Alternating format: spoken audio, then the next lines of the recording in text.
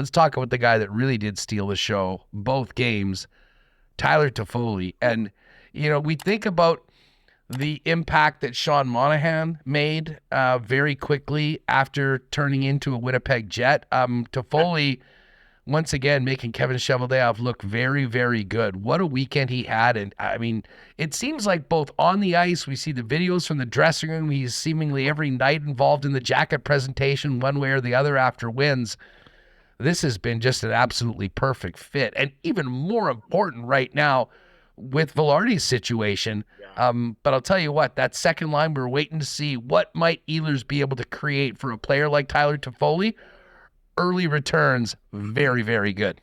Well, the give and take that they each had on each other's goal. I mean, Tyler Toffoli's assist was ridiculous. Can we talk about that between the legs pass? Like, we're talking about the goals. Let's get to that. I mean, that would be impressive if it was between two guys that, played all season together. Shifley and Connor. Sure, because that's the sort of thing you're like, okay, they fool around after practice and they do that all the time. They instinct it. But again, Tyler Toffoli only got here a week ago. He's had like one, maybe two practices, a couple morning skates. And I thought it was really interesting when I asked him about that. And he said, actually, we had just been talking about that on the bench right before the goal, right before that shift. And I basically told Monahan and Ehlers that was something I was going to try. And, the way he described it almost made it sound like he missed Monahan with the pass, but, Nikolaj Ehlers was there to clean it up. And, one thing I'll say for sure, and I think this is pretty evident, people seen video, and there's a really funny video going around of Toffoli on the bench. I don't know if it was after his second goal last night, where he just looks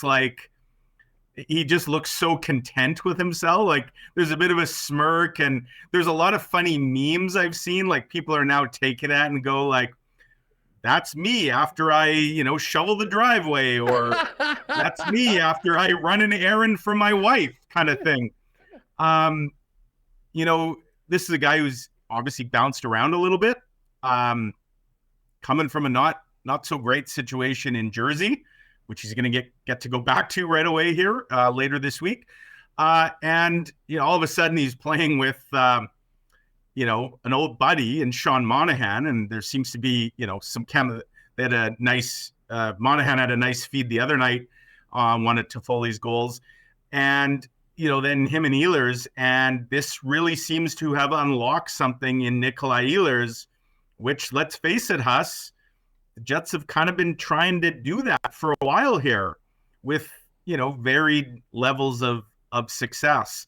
I don't even want to call them really a second line anymore, because no offense to Shifley and Connor and Iafallo, who's there right now, and I would suggest is more of a placeholder with the hope that Gabe Vilardi would get back on that wing with Shifley and Connor. But the Monahan, Ehlers, Toffoli trio, they're playing like not just a top line, but a high-end elite top line. And again, this is with very few reps under their belts. Yes, it was against two lousy teams, so maybe, as I said off the top, let's hold off on the parade, but some really encouraging signs for sure. And, it's really interesting to consider what a guy like Tyler Toffoli, what a guy like Sean Monahan might be able to do when the stage gets even bigger and the playoffs start. And, you need that additional scoring. It can't just all be on Shifley and Connor's shoulders. The Jets now have a litany of weapons, and if they could get Gabe Vilardi back, they are the deepest, I think, team that, up and down the forward group. And as you said, double digits. I mean, not only double digits, Huss, they're on the cusp of having like 6 guys hit the 20-goal mark, right? I know Toffoli and Monahan's obviously haven't all come with Winnipeg. Then you got Ehlers, Connor, Shifley's right on the cusp at 19. Nino Niederreiter, who's I think at 18. So, that's also impressive. To have like a dozen or more double-digit scores and half a dozen at least 20 goal scorers. Combine that with the goaltending that obviously this team has. They get the special teams cooking a little bit, and they've certainly been trending in the right direction lately on both the PP and the PK. Suddenly the Jets look like a very dangerous outfit and a very difficult out come playoff time. You mentioned Nikolaj Ehlers, and you did have a chance to talk to Nick heading into the Columbus game, and it wasn't as much about what's happening on the ice, more about someone that I think is still held in incredibly high regard here in this city. Yeah. Patrik Laine, who, obviously is away from the club right now on a mental health break in the player assistance program. But just touch quickly on, the connection between Ehlers and Laine, and what you gathered from your conversation with Nick about Patrik. Yeah, he was, first of all, extremely candid, and I, publicly thank him for that. Like, it's not easy for any athlete to open up about, emotions and feelings, especially considering for the longest time that was kind of taboo, right? But, and we're seeing this, and it's a very, very good thing. There is a lot more openness, a lot more comfort in talking about one's struggles. People talk all the time about their physical injuries, although of course hockey players often want to mask that, and they play through a lot of pain. But talking about emotional or mental injury is not something that's happening very often, but we are seeing more examples. And there's a number of players, Patrik Laine, that Instagram post back in January where he talked about stepping away from the game to work on his mental health.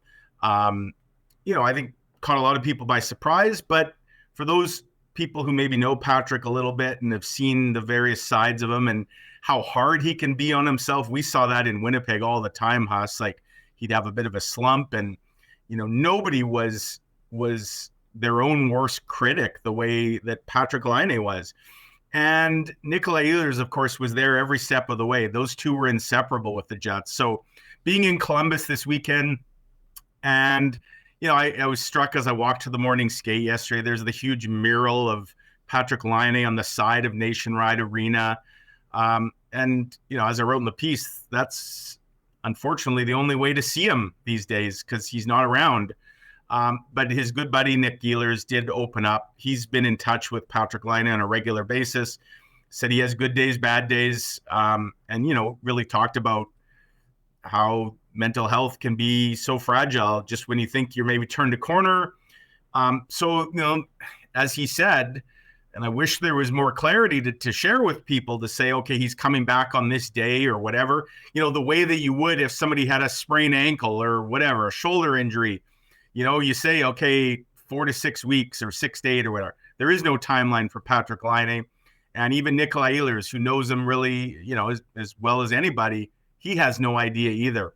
And, he just said, this is bigger than hockey. And, I don't want to read too much into it to say ominously, but he said, I really hope he comes back. Patrik Laine, I think he's got 2 more years left on his deal. Obviously, things haven't gone nearly as well on the ice when he's been able to play. He's battled injury and inconsistency. Columbus obviously stinks. And so he's had a really rough go of it. And I just know a lot of Jets fans still care very deeply. I see that all the time at the rink, the number of Laine jerseys. You see it all the time too, Huss. He's a beloved figure in Winnipeg, and I'm sure a lot of folks are very much thinking of him. Yeah, no, there's no doubt about it. It was great to get a little bit of insight from Nick. Great to hear that he's in conversation and in contact with Patrik. And I mean, regardless of what happens, moving forward, this is a young guy that came here, lit this city on fire during his time here. And many people, myself included, still kind of wonder how things might have been different if certain things would have been handled differently. But you can't change what's already happened. You just hope that he's getting the help that he needs and he can come back, show the God-given talent that he has, which was such a benefit to us here in Winnipeg and really to the entire the hockey world. And it has been a miserable season and on so many levels in Columbus. And you just hope and wait for hopefully some good news on Patrik getting back to doing what he loves, and that has always been playing hockey. And scoring goals as well as just about anybody in the National Hockey League.